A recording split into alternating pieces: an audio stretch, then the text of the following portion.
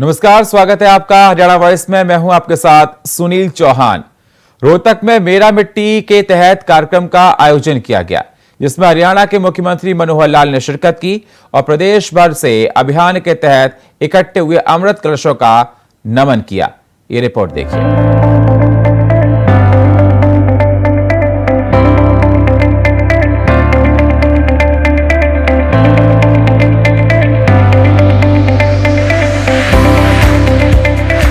देश में प्रेम और सौहार्द का भाव बढ़ाने के लिए प्रधानमंत्री ने एक अपील की थी।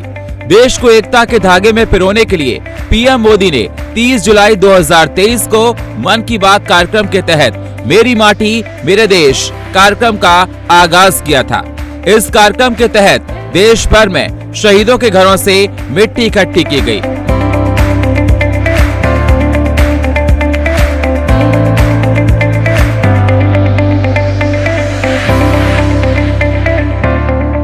इसी कड़ी में राज्य हरियाणा के रोहतक में भी हर एक जिले से इकट्ठी की गई मिट्टी पहुंची और नई अनाज मंडी के सामने स्थित सेक्टर 21 पार्ट कॉमर्शियल में राज्य स्तरीय कार्यक्रम का आयोजन किया गया, जिसमें खुद प्रदेश के मुखिया मनोहर लाल ने शिरकत की। और इस दौरान सीएम मनोहर लाल ने कार्यक्रम को संबोधित करते हुए मंच से आओ बच्चों तुम्हें दिखाएं झांकी हिंदुस्तान की, इस मिट्टी से तिलक करो, ये धरती है बलिदान की, वंदे मातरम गाना गाया। हमारे यहाँ प्रयत्न हुए, बहुत छोटे छोटे प्रयत्न हुए। कहीं फिल्म जगत ने कोई प्रयत्न किए, कहीं कवियों ने, छोटे मोटे कवियों ने कुछ गीत लिखे। एक मुझे 1954 का एक लिखा हुआ गीत, एक उस समय कवि हुए हैं प्रदीप कवि ने उस समय गीत लिखा और बच्चों के लिखा। गीत क्या था? आओ बच्चों तुम्हें दिखाएं झांकी हिंदुस्तान की। अभी बहुत प्रसिद्ध हुआ ये गीत। इस मिट्टी से तिलक करो, ये धरती है बलिदान की, वंदे मातरम वंदे मातरम। अब ये गीत किस किसने सुना हुआ है? हाथ खड़े करो। बहुत लोगों ने सुना हुआ। अगर मैं यहां से एक शब्द बोल दूं, आप सब जोर से इस गीत को दोहरा सकते हैं क्या? जो दोहरा सकते हैं वो बोलो। बोलेंगे, जोर से बोलेंगे। मैं बोलूंगा सिर्फ आओ बच्चों, यहां से बोलूंगा, आपने साथ साथ गाना शुरू कर देना है। आओ बच्चों तुम्हें इस मिट्टी से वंदे मातरम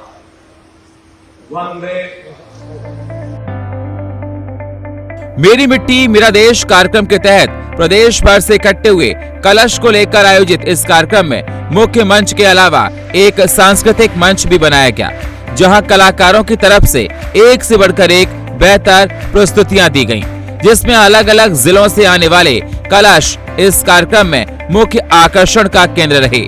आपको बता दें, इस कार्यक्रम में 200 से अधिक संख्या में कलशों को मुख्य मंच के सामने रखा गया था। इस दौरान कार्यक्रम को संबोधित करते हुए सीएम मनोहर लाल ने कहा कि जब हम सुबह सोकर उठते हैं तो इस धरती को प्रणाम करते हैं। ये धरती हमें अन्न देती है, वनस्पति देती है, खनिज देती है। इस माटी के बिना हमारा अस्तित्व नहीं है। हमें इस माटी को पूजना है।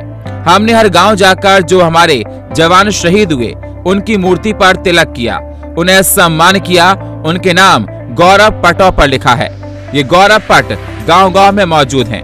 हमने वहां की मिट्टी लाकर ये कहा कि देश आजाद हो रहा, ये अमृत काल है, 25 सालों का, जो 2047 में समाप्त होगी। इसलिए हमने कहा कि गांव-गांव में अमृत वाटिका बनाओ। गांव के बाद प्रदेश स्तर पर हम सब इकट्ठे होंगे।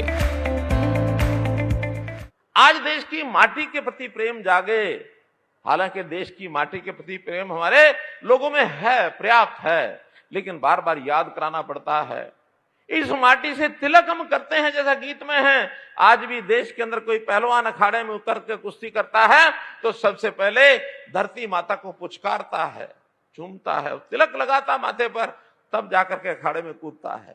हमारा किसान धरती में हल चलाता है, पहले जमीन को चूमता है। वो कहता है कि मैं धरती मां तेरे ऊपर हल चला रहा हूं, तकलीफ दे रहा हूं। हमारे यहाँ इतिहास में ऐसा आता है कि हम जब सो करके उठते हैं, अपना पैर जमीन पर रखने से पहले जब उठ के बैठते हैं तो धरती माता से क्षमा मांगते हैं, क्षमा मांग करके अपना पैर रखते हैं। ये धरती हमें अन्न देती है, हमें पेड़ देती है, वनस्पति देती है, हमें खनिज देती है। इस धरती के बिना, इस माटी के बिना हमारा अस्तित्व तो नहीं है। तो इस माटी को पूजना, इस माटी के प्रति सम्मान, हमने इसके कई प्रकार निकाले। गांव गांव में जाकर के जो श्रद्धालु, जो हमारे वीर जवान शहीद हुए, उनके यहां जाकर के हमने उनकी मूर्ति पर तिलक किया, उनको सम्मानित किया, उनके नाम गौरव पटों पर लिखाए। गौरव पट हमारे गांव गांव में लिखे हुए हैं। हम वहां की मिट्टी ला करके, और हमने कहा कि देश आजाद हो रहा है, अमृत वाटिका, ये अमृत काल है 25 साल का, जो 2047 में जिसकी समाप्ति होगी। सीएम मनोहर लाल यहीं नहीं रुके, उन्होंने आगे कहा कि मैंने लाए हुए 242 कलश के सामने नतमस्तक होता हूं। इन 242 मिट्टी को मिलाकर एक प्रदेश स्तर का अलग कलश बनाया है, ताकि हमारे लिए यादगार बनी रहे, ताकि कल को प्रदेश स्तर पर कोई अमृत वाटिका बनानी हो तो हम बना सकें। ये 242 कलश 31 अक्टूबर को दिल्ली में जाएंगे, जहां पर देश भर के 75,000 कलश होंगे। इनका एक मार्ग दिल्ली में बनाया जाएगा, वहां इस मिट्टी का उपयोग हो, वहां कर्तव्य पथ पर पेड़ों की जड़ों में ये मिट्टी हो। दिल्ली में बन रहे अमृत वाटिका से देश में एकता का भाव होगा। कश्मीर से लेकर कन्याकुमारी तक और असम से लेकर गुजरात तक 7 लाख गांव की मिट्टी शामिल होगी। प्रधानमंत्री स्वयं इस कार्यक्रम में शामिल होंगे। हमने इस अमृत काल में 2022 से 2047 के काल में देश में अमृत काल, इसको जगाना है।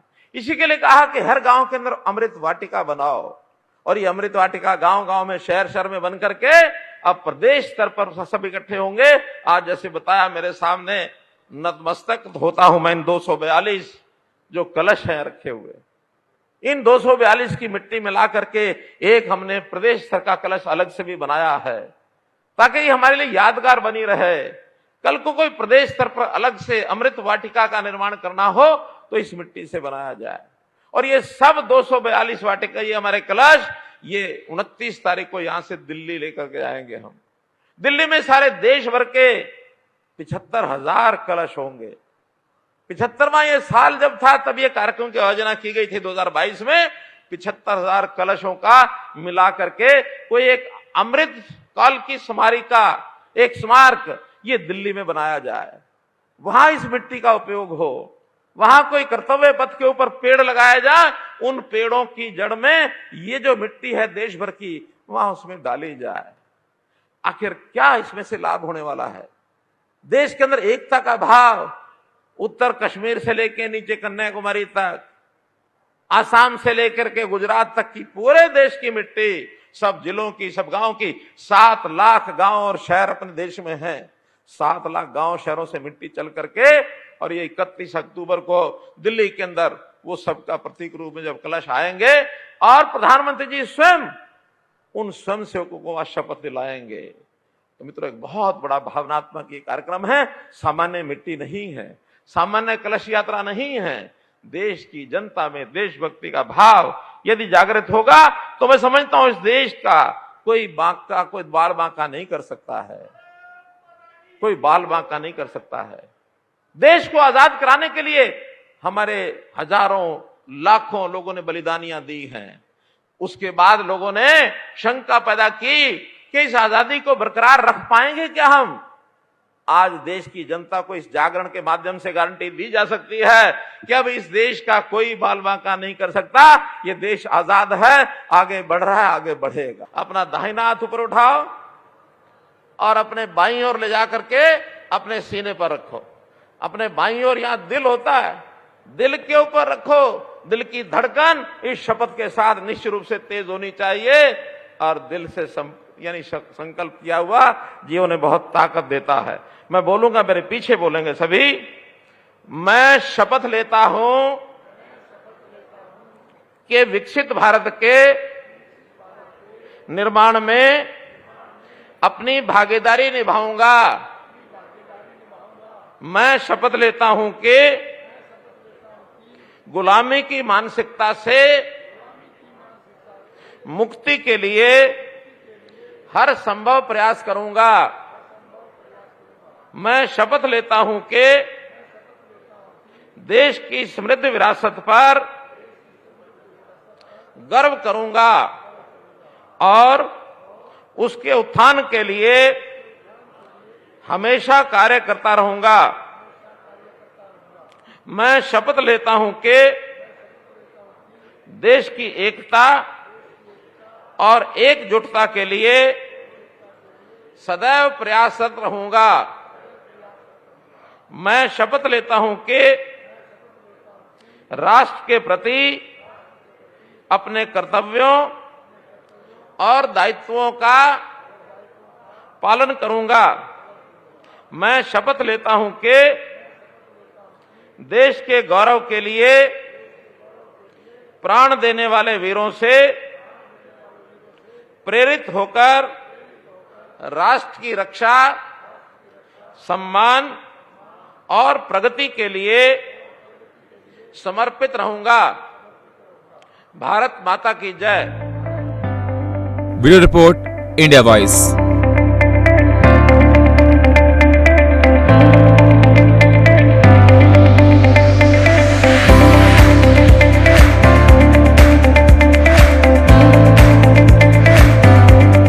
मेरी मिट्टी मेरा देश कार्यक्रम को संबोधित करते हुए सीएम मनोहर लाल ने कहा कि आज देश विकास के पथ पर बढ़ रहा है, बड़ी बड़ी उपलब्धियां हासिल कर रहा है, जिसमें हरियाणा का भी बड़ा योगदान है। 9 साल के केंद्र और प्रदेश भाजपा सरकार के कार्यकाल में देशभक्ति बढ़ी है। भाजपा ने देशभक्ति को बढ़ावा देने के लिए कई कार्यक्रम चलाए हैं, जिनमें से एक मेरी माटी मेरा देश कार्यक्रम है।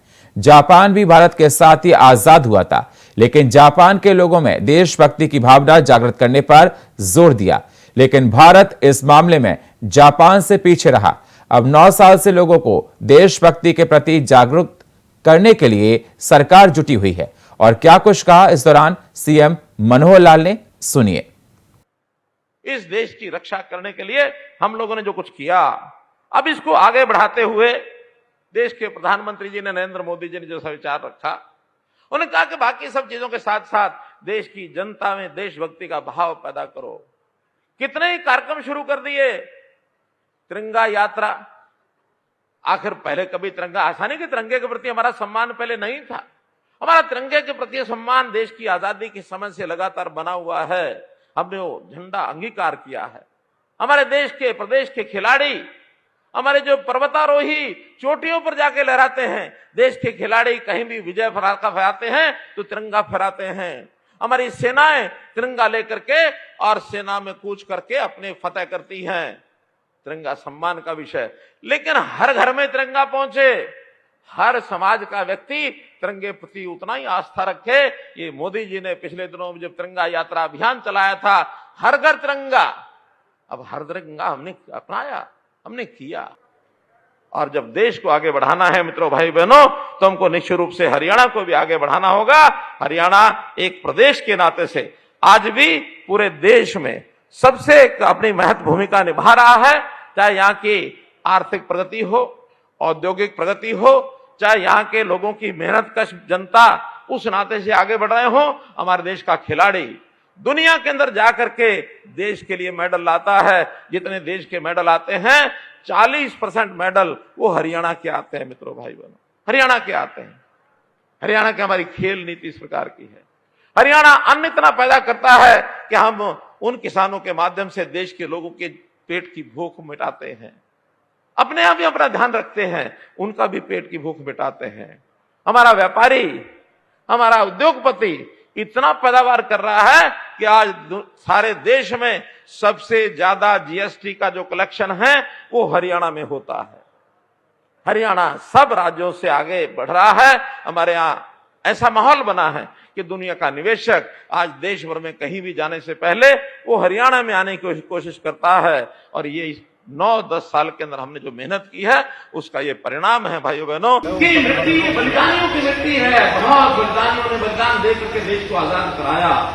और मैं हरियाणा की भूमिका को तो आज विशेष मानता हूं कि देश में हमारी आबादी मात्र 2%, लेकिन आज देश की रक्षा करने के लिए जो हमारी सेनाएं हैं, उन सेनाओं में सब मिला करके आज हमारी 11% की भागीदारी है, 11% की। हरियाणा के गांव गांव से सेना में भर्ती है, एयरफोर्स में भर्ती है, गांव गांव से, और सैनिक जो है हमारे यहां नेवी तक भी पहुंचे हुए हैं। रॉकेट चलाने वाली हमारी बेटी कल्पना चावला, वो रॉकेट चलाने में माहिर हो गई। अभी अब चंद्रयान 3 की जो यात्रा हुई, चांद के ऊपर जो यान उतरा, हमारे यहां सैकड़ों लोगों की भागीदारी है, और उस चंद्रयान को भेजने के लिए उद्योग जगत का भी बहुत बड़ी भागीदारी है। मित्रों, हम याद करते हैं अपने देश की आजादी। 1947 में देश की आजादी मिली तो लोगों में एक बहुत बड़ी उमंग, बड़ा उत्साह था कि अपना देश आगे बढ़ेगा, तरक्की करेगा, विकास करेगा। यहां के लोगों को अपने मन मुताबिक अपनी हर चीज हासिल करने का एक मौका मिलेगा। अब ये बात ठीक है कि जब शुरू में सरकारें बनती हैं तो विकास की ओर ध्यान देती हैं।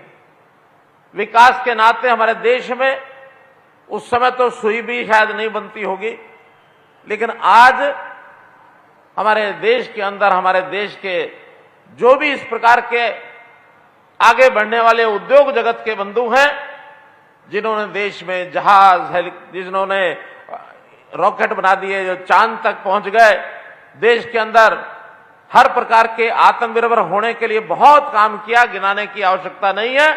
लेकिन आज दुनिया की आर्थिक शक्ति के नाते से हम 5वीं आर्थिक शक्ति बने हैं। ये बहुत बड़ी हमारी उपलब्धि है। और फिलहाल हरियाणा वॉइस में इतना ही। बाकी खबरों के लिए आप बने रहिए इंडिया वॉइस के साथ। तब तक के लिए नमस्कार।